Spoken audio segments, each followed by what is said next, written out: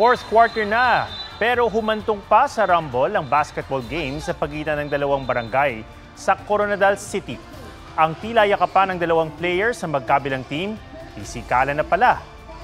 Sumama sa gulo ang iba pang mga player pati mga supporter. Hindi na itinuloy ang laro. Wala pang pahayag ang mga organizer ng paliga. Magkahiwalay na insidente ng karahasan sa mga kabataan ang naitala sa Davao City. Patay ang isang lalaking 17 anyos na hinampas ng 2x2 habang kinuyog naman ng grupo ng mga kabataan ang isang estudyante. May report si Argel Relator ng GMA Regional TV. Pauwi na ang estudyanteng ito mula sa paaralan sa Davao City ng Cornerin at Bugbugin. Ilang saglit lang, kinuyog na siya ng iba pang kabataan. Tumakas sila ng sitahin ng isang residente. Pagtayo ng biktima, iika-ika siyang naglakad palayo. Adto na ko diri nagdugo-dugo naman. Kung saan gigamit sa motor? Nakils. Nakil sa gamit? O kwan, butik. Tukoy na ng pulisya ang isa sa mga gumulpi habang patuloy na kinikilala ang mga kasama nito. Hindi pa malinaw kung mga minor de edad din sila. Kasagaran mang gudiri halos sa kasimana naaygoy mahitabo nga gubot. Kasagaran estudyante.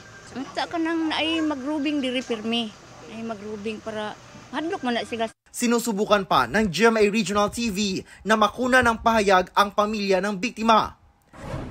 Nakahandusay naman sa kalsada ang 17 anyos na lalaking ito nang datnan ng mga otoridad sa Barangay Kalinan Proper, Davao City rin. Hinampas kasi siya ng 2x2. Batay sa investigasyon, nangyari iyan sa labas ng isang bar kung saan nagpunta siya at isang kasama niya. Nag-iinuman sa labas ang dalawang suspect na humampas sa kanya. Gisumbag ni nga suspect sir na sa mga biktima. Motong kitabangan siya sa kanang puspo sa 2x2. Hindi pa malinaw ang dahilan ng alitan. Hindi pa nagbibigay ng pahayag ang mga kaanak na nasawing biktima. Hawak na ng pulisya ang dalawang suspect na sasampahan ng reklamong murder. Argel Relator ng GMA Regional TV, nagbabalita para sa GMA Integrated News.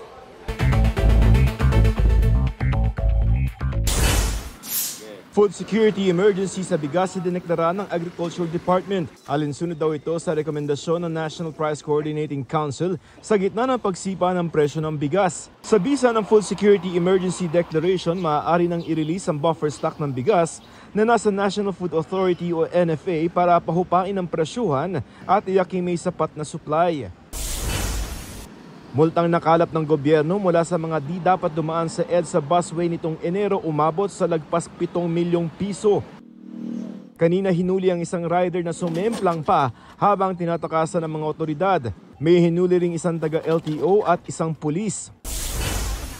Dating PCSO General Manager Royina Garma at dating NAPOLCOM Commissioner Edelberto Leonardo na itinurong utak ng pagpaslang kay dating PCSO official Wesley Barayuga inireklamo ng murder at frustrated murder. 5 pang dawit ang inihabla. Sina Garma at Leonardo nauna nang itinanggihan sa pagdinig ng House Quad Committee.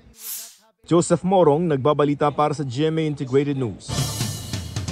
Isinusulong na lagyan ng Maximum Suggested Retail Price o MSRP ang karneng baboy sa Metro Manila matapos sumipa ang presyo nito sa 480 pesos kada kilo. Sabi ng Samahang Industriya ng Agrikultura o SINAG, mahal ngayon ang baboy sa NCR kahit mababa ang farm gate price. Hindi tulad ng presyuhan sa probinsya. Pinag-aaralan na yan ng Department of Agriculture. Sa datos ng DA nitong January 20 to 25, tumaas ng halos 17 pesos ang average price ng kada kilo ng kasim at mahigit 35 pesos naman sa liempo. Tingin ng kagawaran, may nananamantala kaya mahal ang karneng baboy sa NCR. Hulikam ang magkahiwalay na disgrasya sa Iloilo. May 2 namatay sa banggaan ng taxi, truck at jeepney. May nasawiring mag-asawa sa motorsiklo na bumangga sa truck. May report si Kim Salinas ng GMA Regional TV. Dumadaan sa kurbada sa Iloilo City ang truck na yan nang salpukin ng motorsiklo. Galing sa kabilang lane ang motorsiklo na napunta sa linya ng truck kaya nagkasalubong. Nasawi sa ospital ang mag-asawang sakay ng motorsiklo matapos mapuruhan sa ulo. Ginagamot naman sa ospital ang 5 taong gulang na apo ng mga biktima na nakaupo sa gitna ng mag-asawa ng maaksidente.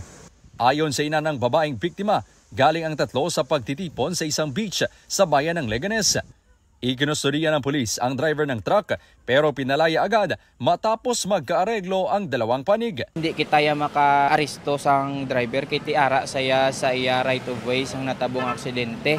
Sa bayan naman ng Santa Barbara sa Iloilo, pa-U-turn ng bus na yan nang banggain sa likod ng taxi. Napaabante ang bus at nahagip ang likod ng dumadaang jeep kaya tumilapon ang nakasabit dong pasahero na kanyang ikinamatay. Isinugod sa ospital ang taxi driver pero binawian din ng buhay. Ginagamot naman ang dalawang sugatang pasahero ng jeep. Hawak ng mga pulis ang mga tsoper ng bus at jeep.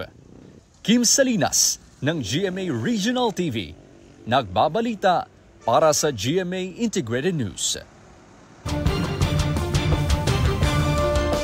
Nadakip ng NBI ang isang suspect sa pangahalay na nagbaril pa sa sarili. Pinatay naman at tinakawan pa ang isang senior citizen sa Lapu-Lapu City, Cebu. Yan ang spot report ni Lou Ann May Rondina ng GMA Regional TV. Hulikam sa Antipolo City ang pagbaril ng isang security guard sa kanyang kabaro. Ayon sa investigasyon, uminit ang ulo ng suspect matapos malit ng dating ang kasamahan. Madalas daw itong pag-awayan ng dalawa. Ayalitan po kami. Dala po ng galit pati sa mga pagbabanta niya sa akin, pati sa pamilya ko. Humingi ng tawad sa pamilya ng biktima, ang suspect na nahaharap sa reklamong homicide.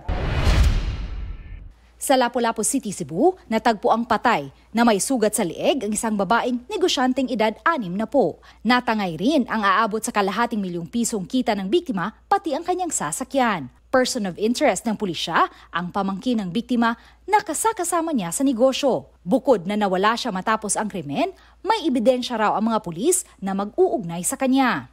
Sabi sa affidavit nga i-execute aning ato ang witness kaniyang half-sister nga nakadungog siya lagubo sa taas. Prior siya na istorya niya igsuon nga padong lakaw. Sa Cebu, nahuli cam sa body cam ng operatiba ng NBI ang pagtugis sa lalaking suspect sa ilang ulit na panghahalay sa kanyang minor de edad na stepdaughter. Nakatakas ang suspect at bumalik sa kanyang bahay.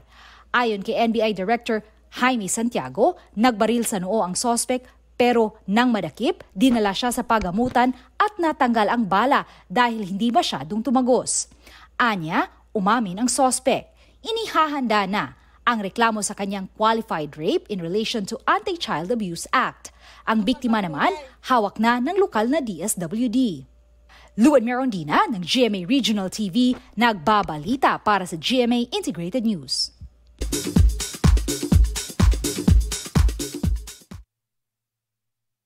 Queening and winning si Queen Bee Beyonce na for the first time ay nakuha ang Album of the Year sa 67th Grammy Awards para sa kanyang hit album na Cowboy Carter.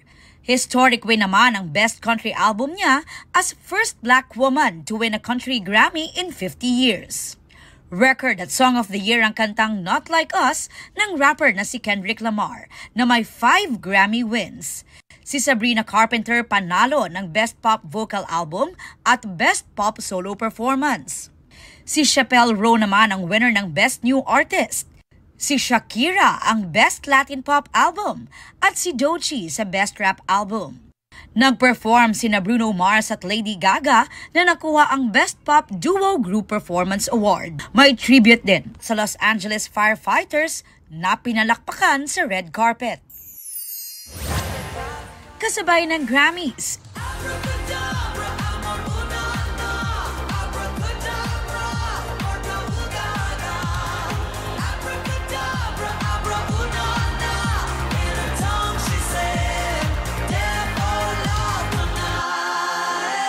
Inilabas na ni Lady Gaga ang kanyang newest single, Abracadabra.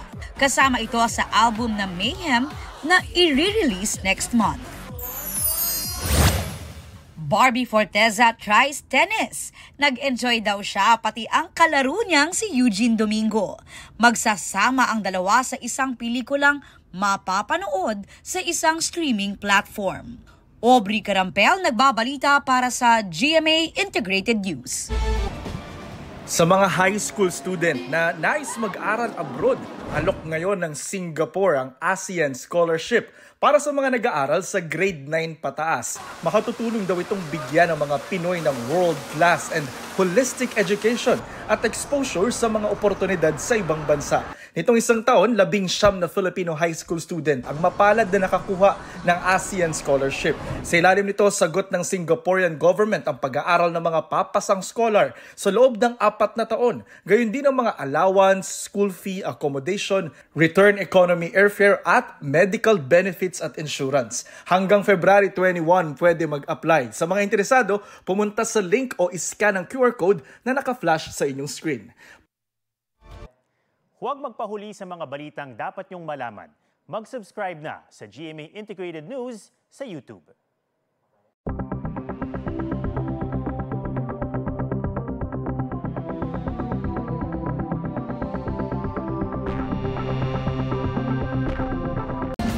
Mapa-Taiwanese, Chinese, Japanese o Korean series, hindi may kakaila ang kasikatan ng Asian dramas.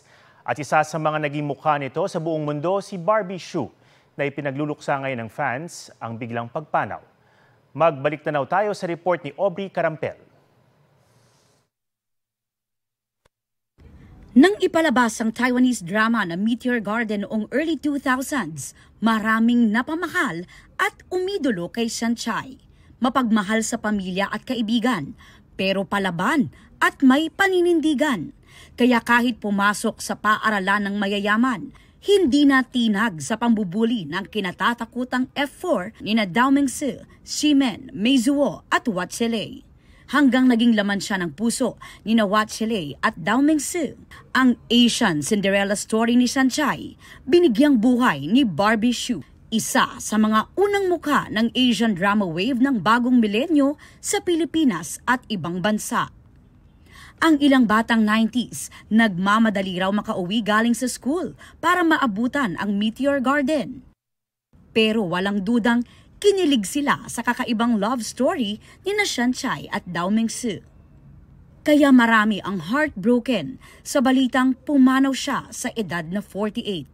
Ayon sa nakababatang kapatid ni Barbie na si Dee, nakabakasyon silang mag-anak sa Japan para sa Lunar New Year.